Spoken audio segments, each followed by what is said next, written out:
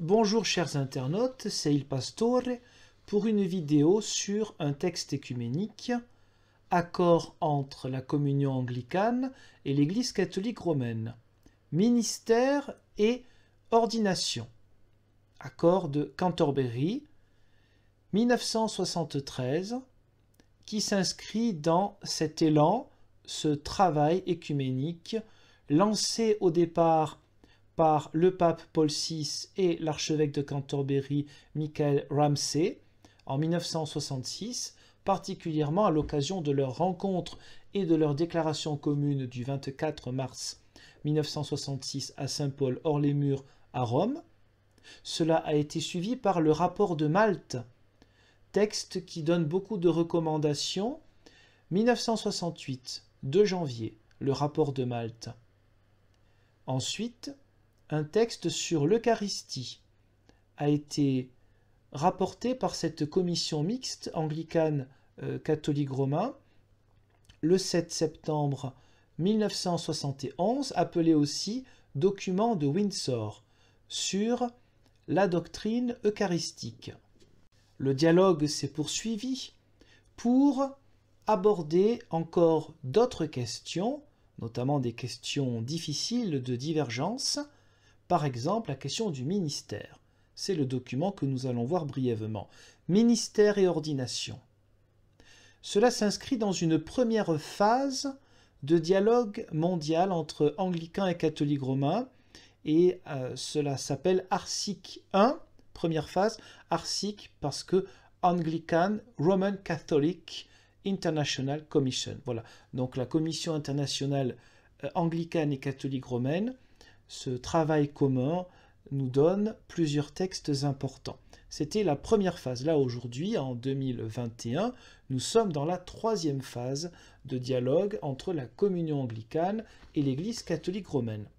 Comme toujours, quelques mots, ce n'est pas un cours de théologie, mais nous survolons les textes, peut-être cela peut vous donner envie d'en savoir plus, déjà de les lire chez vous. Pour cela, il suffit de cliquer sur le lien qui est indiqué en dessous de cette vidéo pour retrouver en fichier PDF la version française. Parfois, il y a quelques fautes, j'ai remarqué. Bon, c'est comme ça, personne n'est parfait. La version française, la traduction de ces textes importants. Introduction, numéro 2. Dans l'Église catholique et dans la communion anglicane se trouvent diverses formes de services ministériels. Je rappelle, le ministère, ça veut dire justement être au service, puisque le Christ est le divin serviteur. Tous les ministères, pasteurs, prêtres, évêques, diacres, ce que vous voulez, on est censé être là au service des autres. Parmi les façons plus déterminées de servir, les unes sont entreprises sans que l'autorité officielle en ait pris de façon spéciale l'initiative, d'autres peuvent être mandatées par des autorités ecclésiastiques.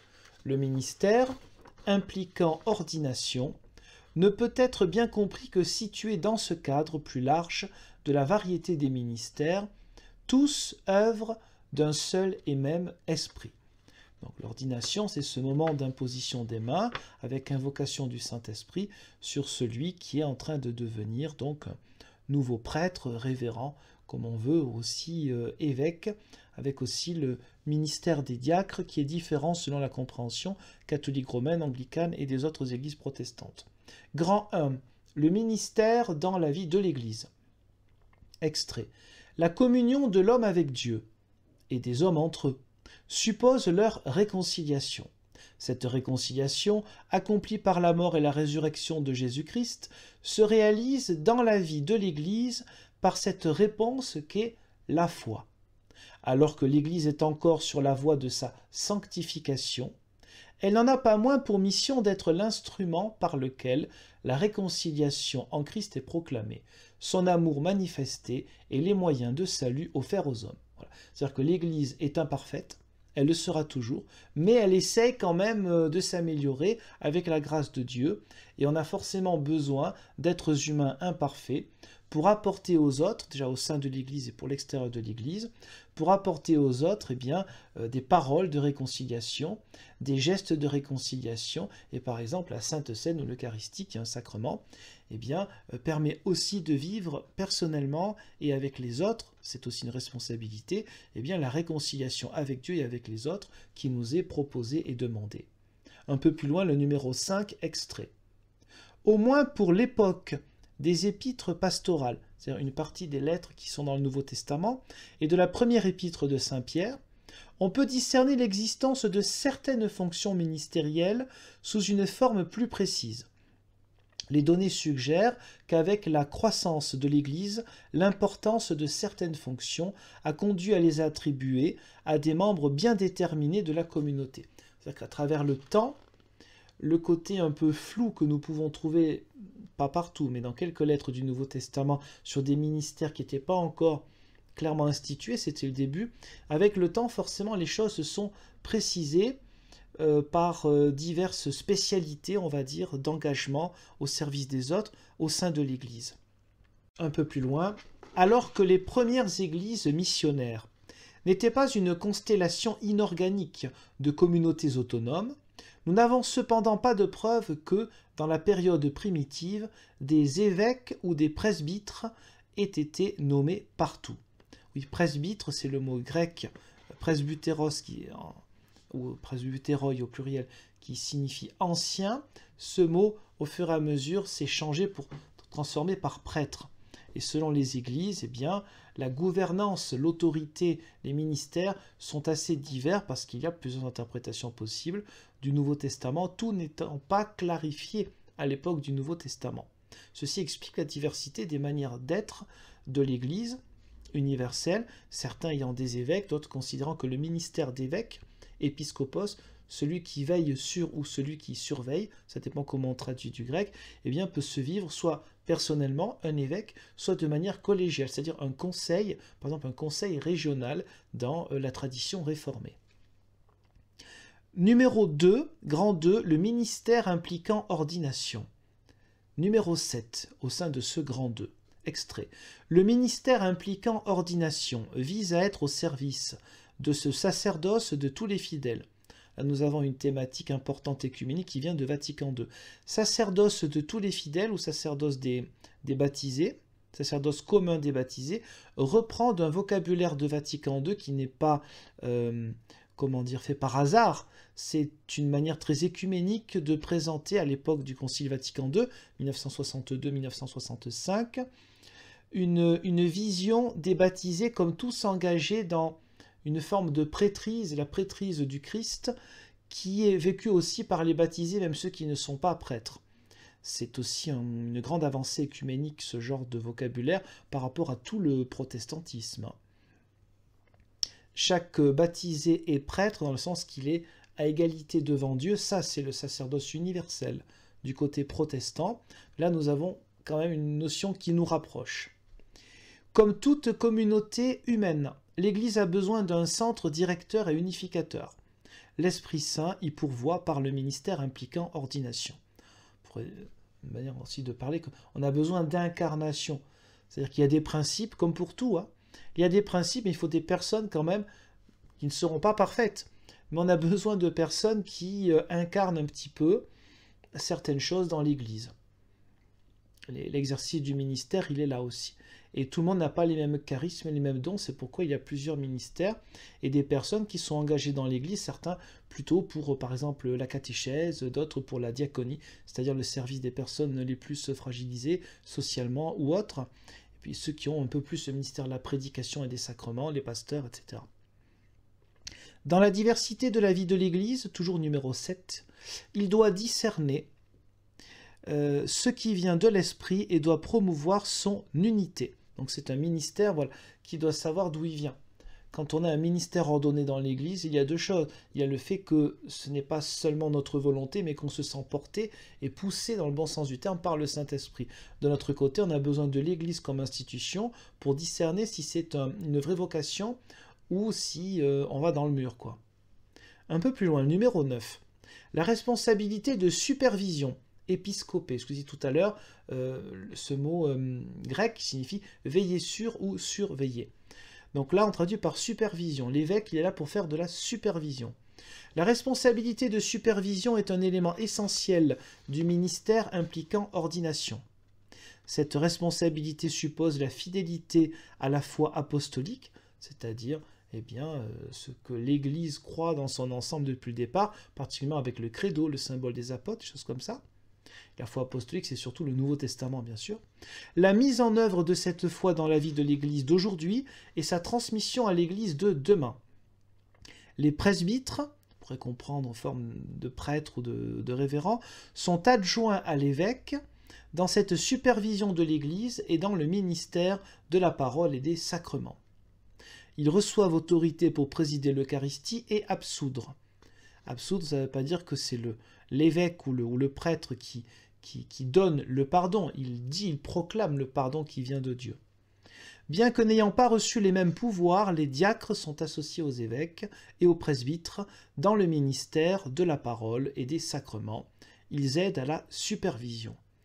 Alors évidemment, quand on est issu d'une église protestante luthéro-réformée, même si du côté luthérien, il y a aussi une forme d'épiscopat personnel, inspecteur ecclésiastique est le terme pour la France, eh bien, c'est un langage qui est quand même un peu différent. C'est une manière de voir l'Église qui pourrait être interprétée du côté luthéro-réformé par une idée que ça vient du haut, alors que je ne pense pas que ce soit leur véritable sens.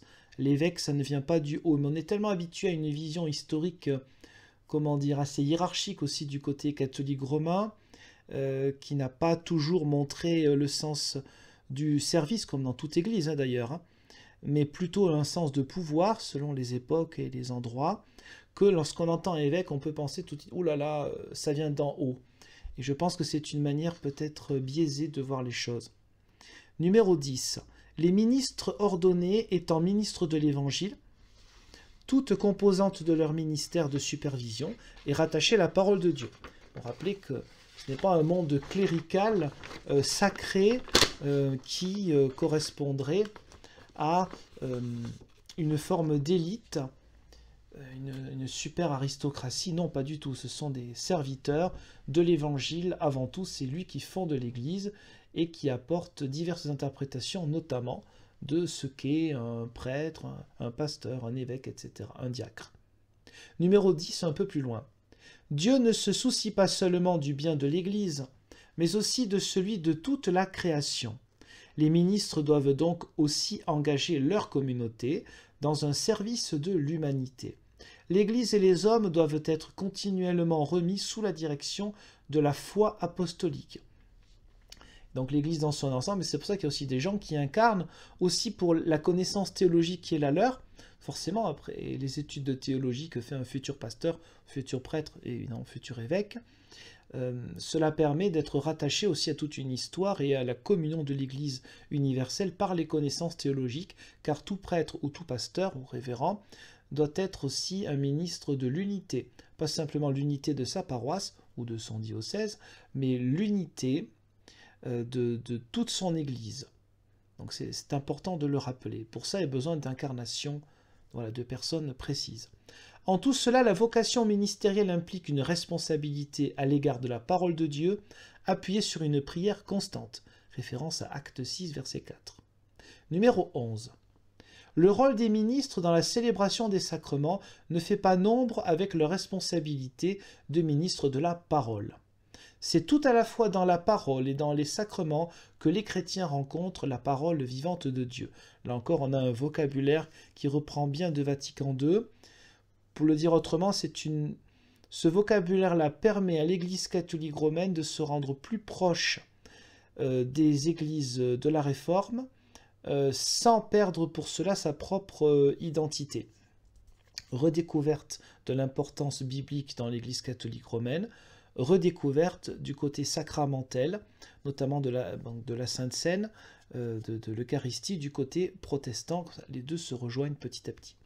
La responsabilité des ministres dans la communauté chrétienne les conduit à ne pas être seulement ceux qui normalement administrent le baptême, mais aussi ceux qui admettent les convertis dans la communauté des croyants et y réintègrent ceux qui ont défailli. Le fait d'être prêtre ou pasteur, c'est pas là pour faire des rituels, même si ce n'est pas un rituel, le sacrement de baptême, le sacrement de Sainte Seine, mais c'est d'abord l'aspect humain, le côté pastoral, le lien que l'on peut avoir avec les gens. L'autorité pour prononcer le pardon divin du péché, donnée aux évêques et aux presbytres à leur ordination, est exercée par eux en vue de conduire par le Christ les chrétiens à une communion plus étroite avec Dieu, mais aussi avec leurs frères les hommes, et de leur confirmer la permanence de l'amour et de la miséricorde de Dieu. Toujours ce rappel que c'est le ministère de la réconciliation. Jésus-Christ est venu, entre autres choses, pour réconcilier le Père avec toutes les créatures, tous les êtres humains.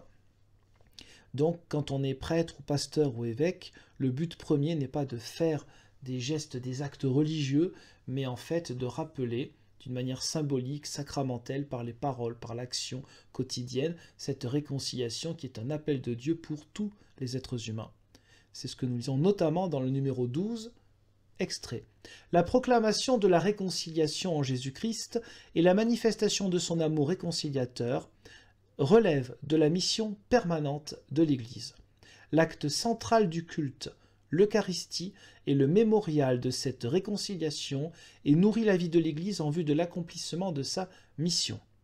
Il est par conséquent juste que ce soit celui qui, dans son Église, a la supervision et est le foyer de son unité, qui préside à la célébration de l'Eucharistie.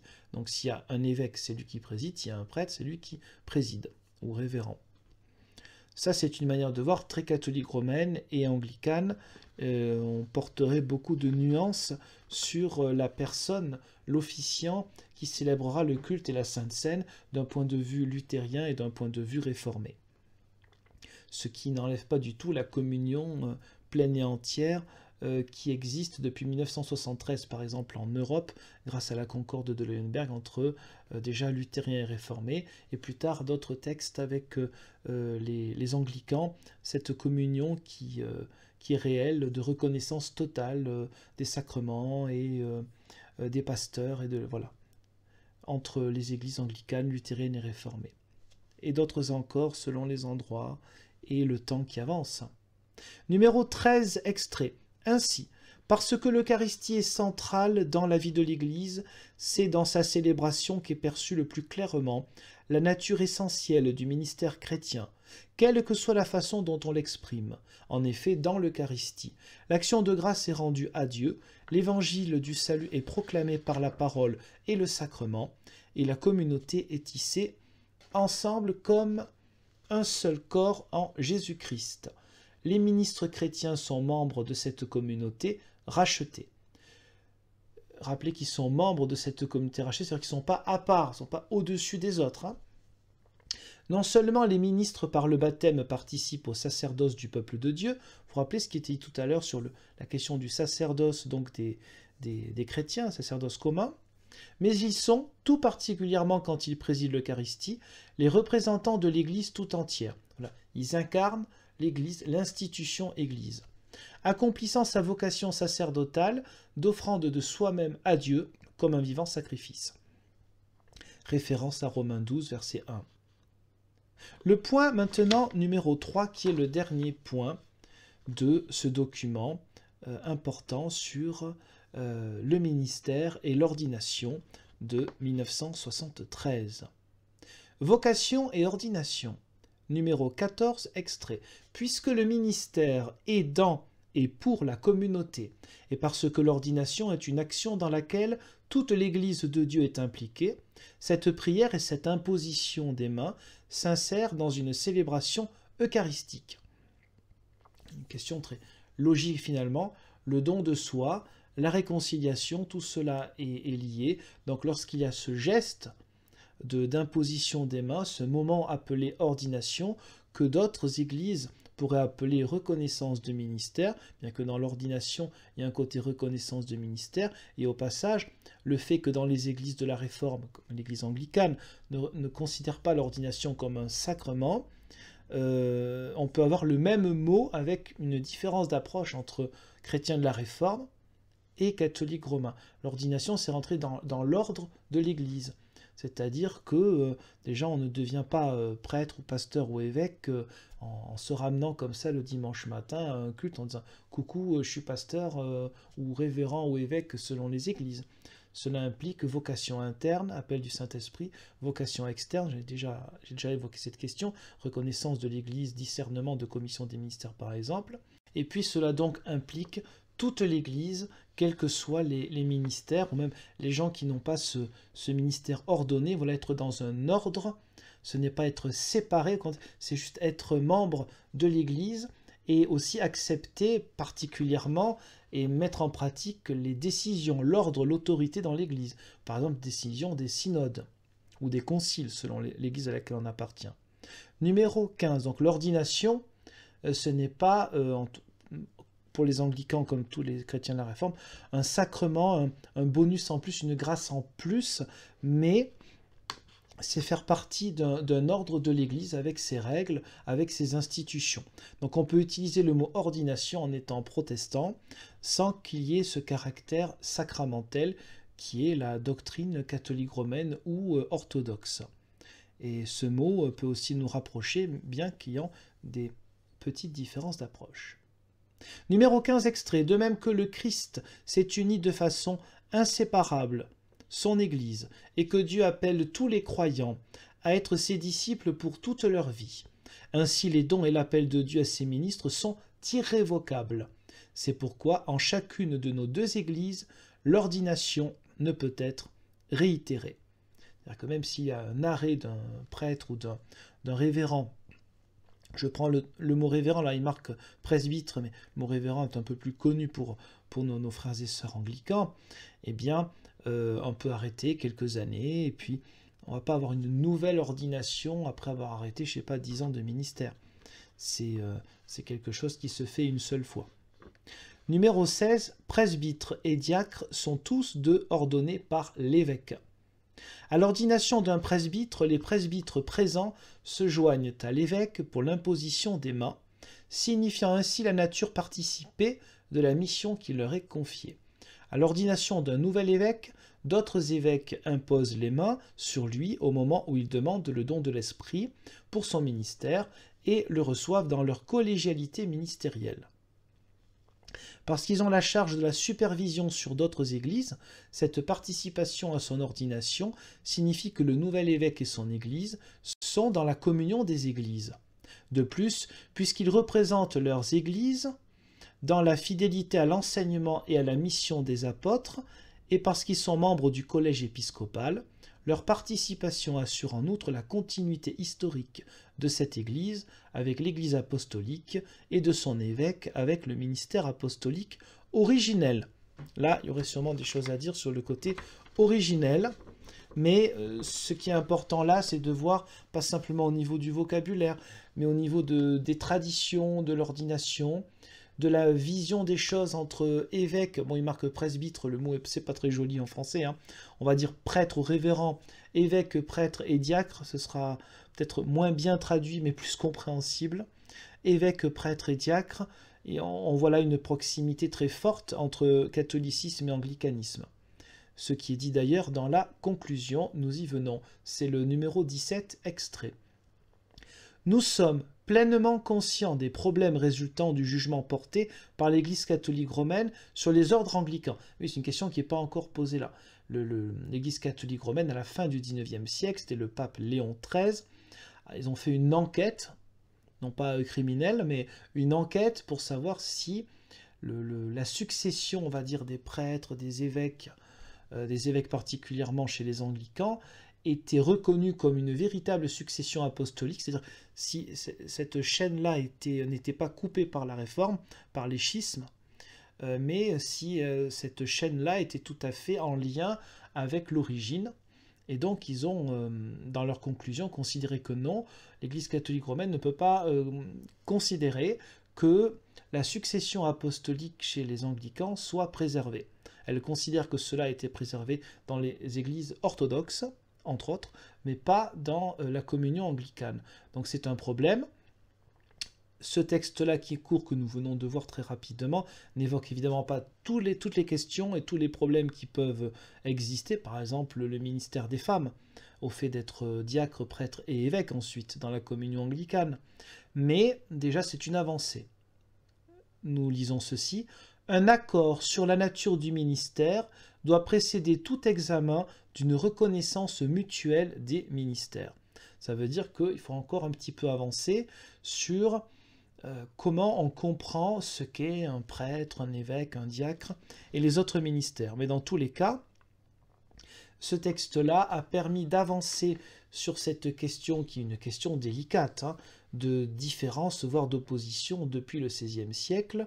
C'est donc toujours une bénédiction, non seulement quand il y a dialogue, mais quand on se rend compte qu'on est quand même plus proche qu'on ne le pensait soi-même, finalement, sur bien des aspects, là en l'occurrence de la question du ministère. Je vous remercie pour le visionnage de cette vidéo à caractère œcuménique et je vous dis, Dieu voulant, à une prochaine. Au revoir.